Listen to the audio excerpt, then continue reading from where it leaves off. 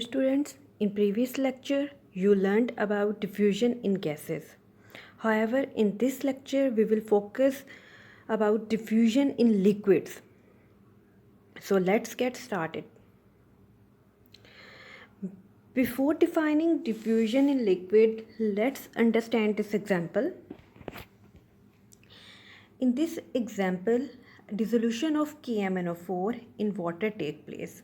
Means a lump of KMnO4 is commonly known as pinky. KMnO4 is commonly known as pinky. Why? Because it is of purple color. Yes. जब इस एक lump of KMnO4 को पानी में dissolve किया जाता है, पानी में डाला जाता है, जैसे इसको डालेंगे यू कैन ऑब्जर्व डैट कि ये पानी में डिज़ोल्व होना शुरू हो जाएगा. दिस देन व्हाट हैपन्स, ये जो पानी में डिज़ोल्व हुआ है यहाँ पे इसकी कंसंट्रेशन बहुत ज़्यादा है, जबकि ऊपर पानी क्या है, transparent. You can see that water is totally transparent. Now what happens that KMnO4 is dissolved at this area. This area KMnO4 is totally dissolved. But now what happened that particles of KMnO4 diffuse into water. Diffuse into water means they occupy that all available space. Okay. At the last, you can see that KMnO4 is completely dissolved and the solution is homogeneous. Homogeneous means that it is completely of one type. Again, let's do this example again. Yes, in this example, you will study how KMnO4 dissolution in water take place. First of all, there is a lump of KMnO4. This lump, as you put this lump into water, it start dissolve. Next, what happens?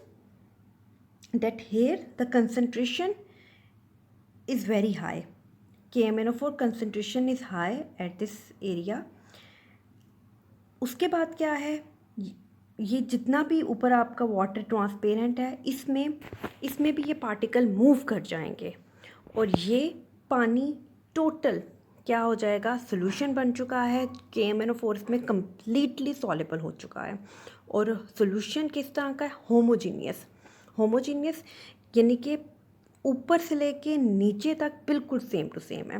Homogeneous आप simple तरीके से इस तरह भी इसको देख सकते हैं कि पूरे का पूरा क्या है, एक ही तरह का है, यानी कि लाइट पिंक सारे का सारा लाइट पिंक है.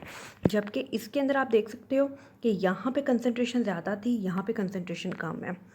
ओके, सो व्हाट हैपन्स, हमने इसमें क्या क्या देखा है, हमने यहाँ पे देखा है कि पार्टिकल्स मूव किए हैं हाई कंसंट्रेशन से लोअर कंसंट्रेशन. यहाँ पे कंसंट्रेशन क्या थी, बहुत ज़्यादा थी, और वाटर में ऊपर क्या है, कंसंट्रेशन बहुत कम है. हाई कंसंट्रेशन से लो कंसंट्रेशन में पार्टिकल मूव किए हैं और एट द एंड जो सोल्यूशन है वो क्या बन चुका है, homogeneous. So now you are able to define diffusion. Diffusion is the movement of particles from a region of higher concentration. जहाँ पे पार्टिकल की कंसंट्रेशन ज़्यादा होगी वहाँ से वो मूव करेंगे किस जगह पे, जहाँ पे उनकी कंसंट्रेशन कम है. यहाँ पे भी यही था कि यहाँ पे इन पार्टिकल्स की कंसंट्रेशन ज़्यादा थी, जबकि वाटर के अंदर कंसंट्रेशन क्या थी, बहुत थोड़ी थी. तो क्या हुआ, यहाँ से पार्टिकल मूव किए, कहाँ पे गए, लोअर कंसंट्रेशन वाली जगह पे, और एट द एंड ये क्या हो गया, होमोजीनियस. सेम इसी तरह गैसेस में भी यही होता है.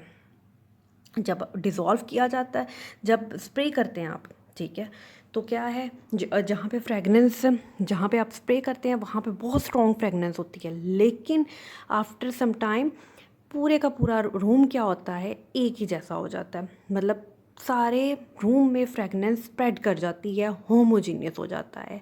लेकिन जब आप उसको स्प्रे करते हो तब कंसंट्रेशन ज़्यादा होती है और उस पॉइंट पे ज़्यादा खुशबू हो रही होती है. लेकिन with the passage of time पूरा रूम एक ही कंसंट्रेशन का हो जाता है, आप पूरे रूम में वो फ्रेगनेंस को फील कर सकते हो। Okay, now what is the effect of temperature on the rate of diffusion. अगर टेम्परेचर को चेंज करेंगे, टेम्परेचर को कम करने से डिफ्यूजन पे क्या फ़र्क पड़ेगा, टेम्परेचर को ज़्यादा करने से डिफ्यूजन पे क्या फ़र्क पड़ेगा, अब इस पे फोकस करना है। ठीक हो गया। The rate of diffusion increases as the temperature of the solution increases. अगर आप सोल्यूशन को हीट करेंगे तो डिफ्यूजन क्या है, तेज़ हो जाएगी। ठीक हो गया। To explain it I am providing you some examples. Yes, balloon shrinks faster in a warm day than on a cold day.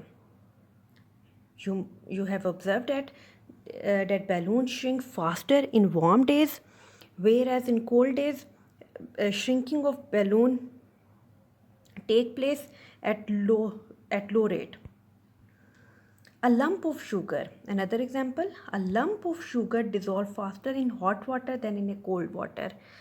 You have seen that sugar dissolves quickly in warm water, or in a tea, sugar dissolves rapidly, whereas in cold water, dissolution of sugar take place at a slow rate.